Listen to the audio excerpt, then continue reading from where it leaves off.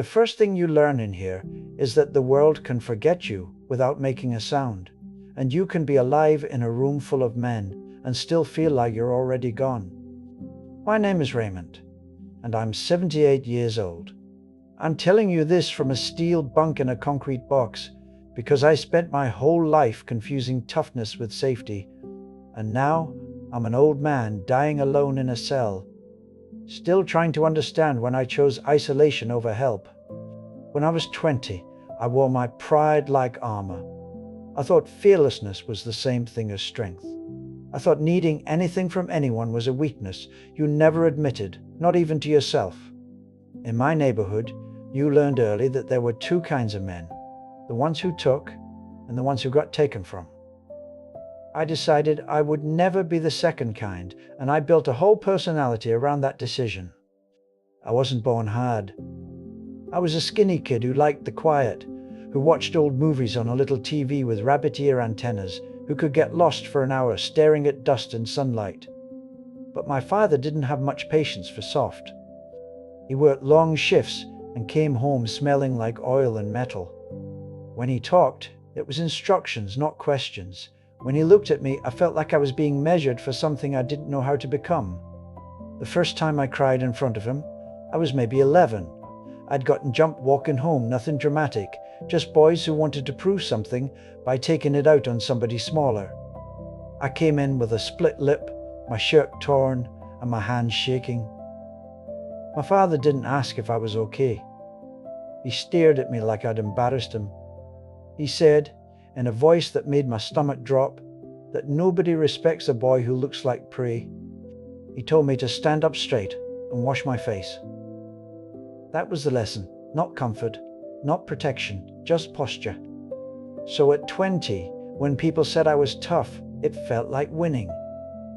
Tough meant nobody could see you flinch.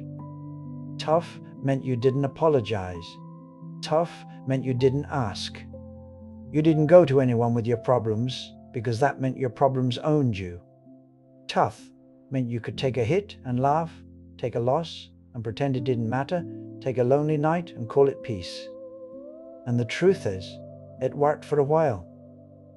If your definition of worked is that you never had to admit you were scared. I had a job for a stretch, honest work, loading trucks at a warehouse. The pay wasn't great, but it was steady. My girlfriend back then, Denise, would meet me outside when my shift ended, and she'd talk about small things like what we should eat, what show we should watch, what her mother said on the phone. Those were normal conversations, the kind of life that doesn't make headlines. When she got pregnant, she cried and laughed at the same time and said, we could do this if we just stayed close, if we asked for help when we needed it. I remember nodding like I agreed. I remember holding her and telling her I'd handle it. That was my favorite promise, the one that made me feel like a man. I'll handle it. It was a way to end the conversation. It was a way to keep people from looking too closely. Then the bills came, and the fear came with them. Diapers, rent, a car that kept coughing like it was dying, hours at work that got cut without warning. My friends didn't call it fear, they called it pressure, like a weight on your shoulders that you were supposed to carry silently. One of them said he knew a way to make quick money.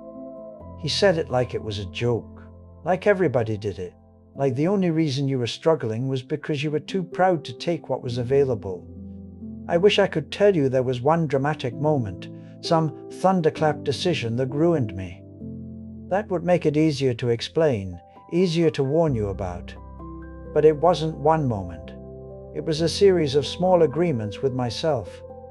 Just this once. Just until things calmed down. Just to get ahead. Just to prove I'm not weak. Just to stop feeling behind. Denise asked me where I was going at night. I told her not to worry. My mother called and asked if I was eating right, if I was sleeping.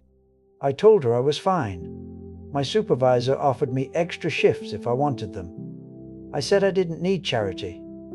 Every time somebody reached a hand toward me, I slapped it away with a smile and called that strength. The turning point moment, the one I can still see like it's pinned to the inside of my eyelids, happened on an ordinary evening. The sky was the color of dirty dishwater, that flat grey that makes everything feel unfinished. I stood in a parking lot behind a small strip of stores, and the wind kept pushing a paper bag in circles like it couldn't find a place to die. My friend handed me gloves and told me not to overthink it. I remember the gloves were too big, the fingers flopping at the ends, and I joked about it because joking was easier than admitting my hands were shaking. I can still feel the way my heart thudded against my ribs when we walked toward the back door. Not because I was brave, but because I was terrified and pretending I wasn't. That's what I called toughness. I called it being able to move forward while your body begged you to stop. We got caught because we were sloppy and young and full of that stupid confidence that comes from not having consequences yet. A light snapped on. A voice shouted. Feet ran. I remember the taste of panic, metallic and dry. I remember a chain link fence under my hands, biting my palms. I remember a police siren coming closer, the sound swelling until it felt like it was inside my skull. When the officer finally had me on the ground, his knee pressed into my back, I tried to twist like I could still fight my way out of what I'd done.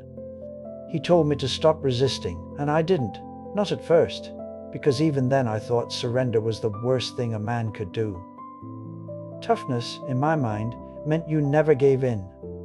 In court, Denise sat behind me with her arms crossed over her stomach, the baby not yet born. She looked like someone watching a house burn down, knowing she couldn't carry the water fast enough. When my public defender told me to take the deal, I told him I wasn't guilty, the way they said I was guilty. I wanted to argue the details. I wanted to keep my pride intact. I didn't want to admit I'd been scared and broke and stupid, so I dressed it up as principle. That pride cost me years. It cost me a chance at probation. It cost me a sentence that felt like a door slamming. I landed in prison thinking I could muscle my way through it the way I'd muscled my way through everything else.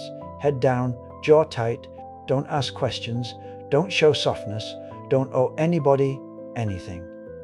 The first thing they gave me was an inmate ID card with my name under a number, and the second thing they gave me was a lecture about rules, as if rules had ever saved anyone's soul. My world shrank fast. Count in the morning, count at night, bodies lined up, eyes half open, the sound of keys, the sound of boots, the sound of men coughing in the dark. Chow hall trays that clanged like a factory line. The yard where everybody walked in circles, pretending it was freedom because the sky was above you. Lockdowns where time went thick and mean and the air felt used up. And then there was the phone. In here, the prison phone isn't just a phone. It's a ritual and a gamble. It hangs on the wall like an accusation. Metal cord spiraled, receiver worn smooth by other people's desperation. There's always a line, always someone listening with their eyes even when they pretend they're not.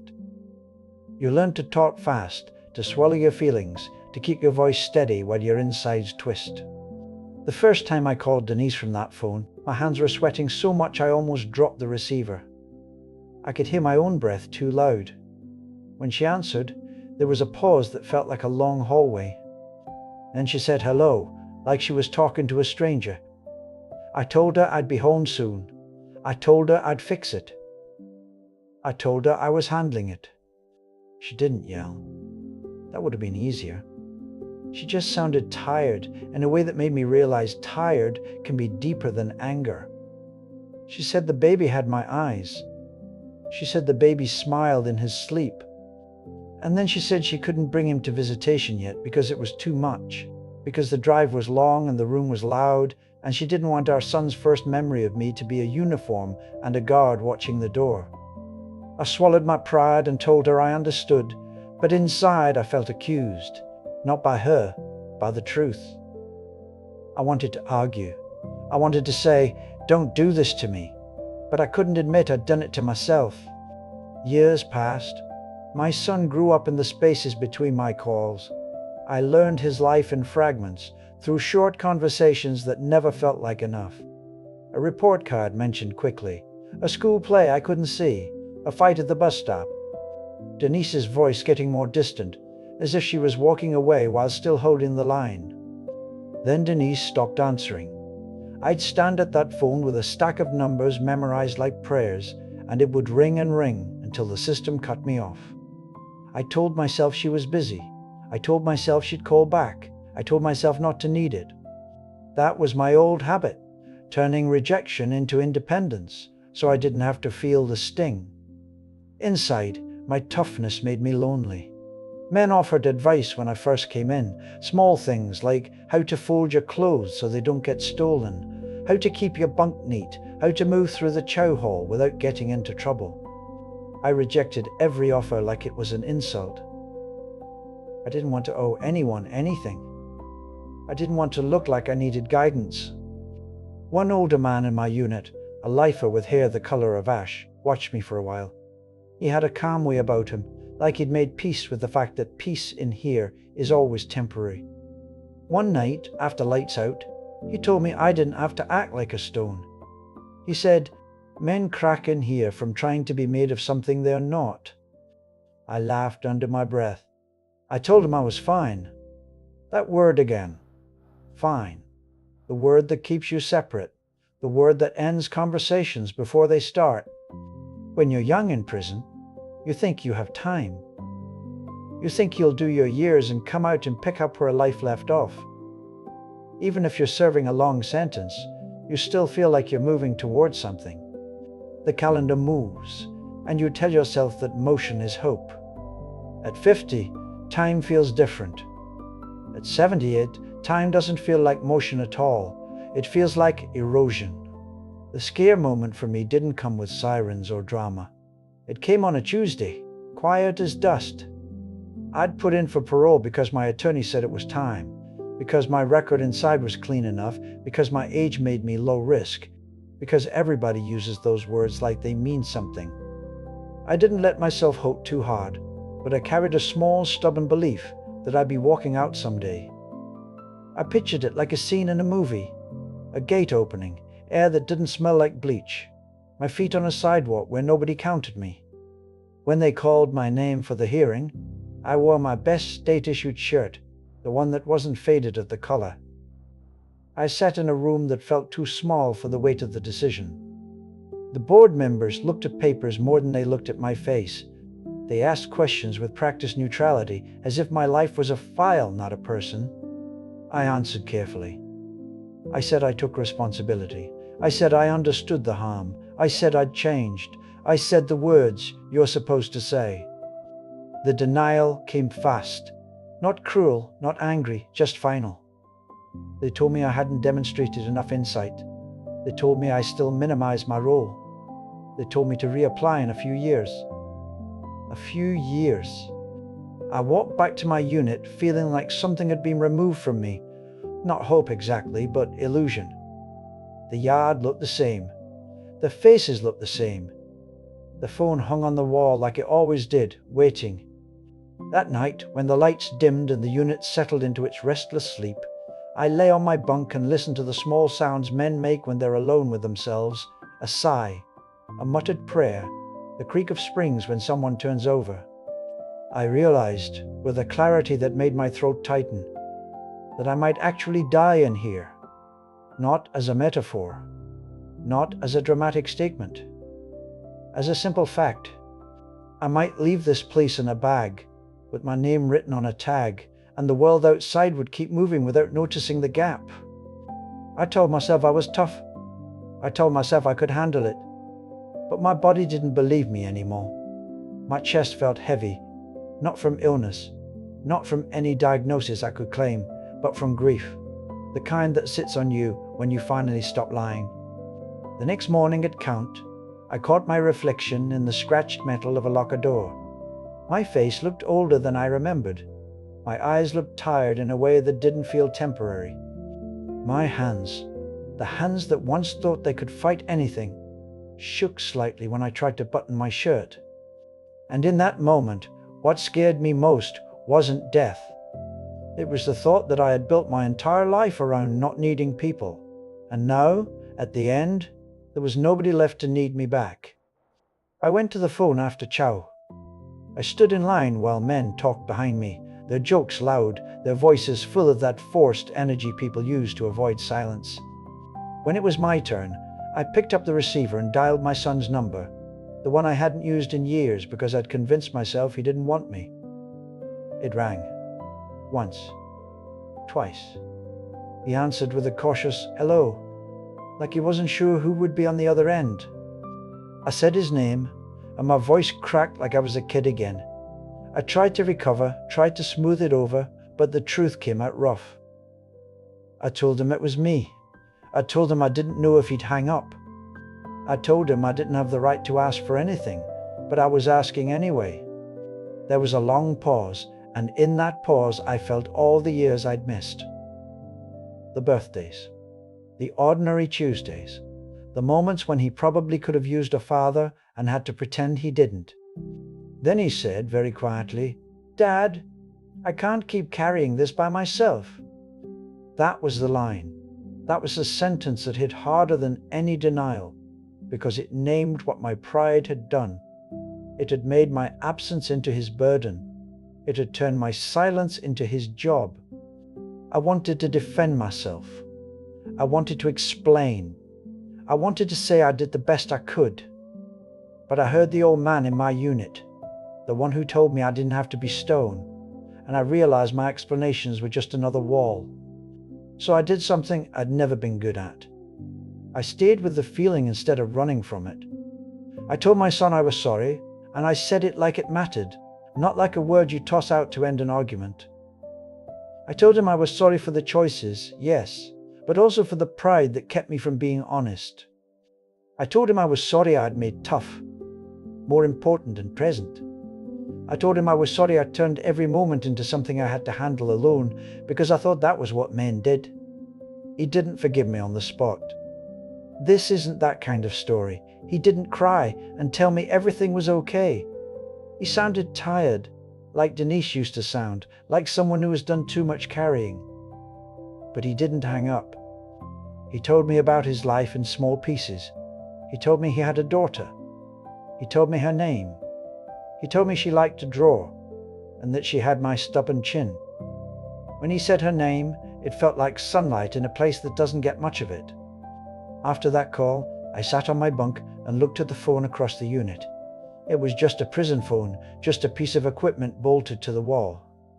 But it was also proof that I could still reach out, even if the reach was awkward, even if it came late. The days after didn't become magical. I didn't suddenly become wise and peaceful. Prison doesn't work like that. The noise stayed. The count stayed. The chow hall stayed. My sentence stayed. The walls didn't soften because I had one honest phone call. What changed was smaller. And in here, small changes are the only ones you can trust. I started going to the chapel sometimes, not because I became a different man overnight, but because it was one of the few places quiet enough to hear myself think.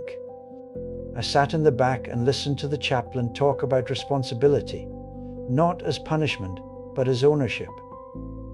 He said something once about how regret can be a cage too if you live inside it long enough. I didn't raise my hand. I didn't make a speech. I just sat there and let the words land. I started saying yes when somebody offered something reasonable. A tip, a reminder, a little kindness. The first time I accepted help without feeling insulted, it shocked me how simple it was. A man handed me an extra pencil because mine broke, and I said thank you, and the world didn't collapse. Nobody laughed. Nobody took advantage. It was just a moment of one human being easing another's day. I signed up for a class they offered, a basic program where you write letters you may never send. I didn't do it to impress a board. I did it because I needed somewhere to put the words I'd swallowed for decades. And I started calling my son regularly. Not every day. Not with big promises. Just regular, steady calls when the phones weren't locked down, when the line wasn't too long, when my hands didn't shake too much from nerves. Sometimes we talked about nothing important. Sometimes we sat in silence because neither of us knew what to say. But the silence was different now. It wasn't a weapon. It wasn't a wall. It was just space we were learning to share. The hardest part has been realizing what I used to call toughness was mostly fear. Fear of being seen, fear of being judged, fear of someone saying no, fear of admitting I didn't know what I was doing, fear of letting anybody close enough to matter. So I built a life where nobody could reject me because I rejected them first. I built a life where I never owed anyone, and in exchange, I never belonged anywhere either. I told myself pride protected me, but what it really did was keep me untouched. And untouched is another word for alone. There's a kind of punishment that comes from the system, the sentence, the bars, the years. And then there's the punishment you keep giving yourself long after the judge is done speaking. That second punishment is quiet. It looks like refusing to ask. It looks like pretending you don't care. It looks like acting tough until you forget how to be tender, even with people you love. If you're listening to me out there, in a kitchen, in a car, on a late night walk, I'm not here to scare you straight. I'm not here to perform regret like it's entertainment. I'm telling you because I wish someone had said it to me when I was 20. And proud and certain. Toughness isn't refusing help. Toughness isn't swallowing your fear until it turns into stone inside you. Toughness isn't standing alone just so nobody can say you needed them. Real strength, the kind I learned too late, is letting the right people see you without armor. It's making the call before the years stack up. It's saying, I don't know what to do, can you help me? And not turning that sentence into shame. Every night in here, the unit settles, and the phone hangs on the wall, quiet for a few hours, like it's finally resting. I lie on my bunk and listen to the building breathe, and I think about that younger version of me, the one who thought pride was a shield. It wasn't a shield, it was a door I locked from the inside. If you still have keys to your own life, use them. Don't wait until you're old and counting time by head counts and meal trays, wishing you'd been brave enough to be honest while you still had room to change your days. And if you've been calling yourself tough when what you really mean is scared, I understand. I lived that way for most of my life. Just don't let that fear make you a stranger to the people who would have stayed if you'd only let them. Because the loneliest place I've ever been isn't this cell. It's the space I created between myself and everyone who tried to love me.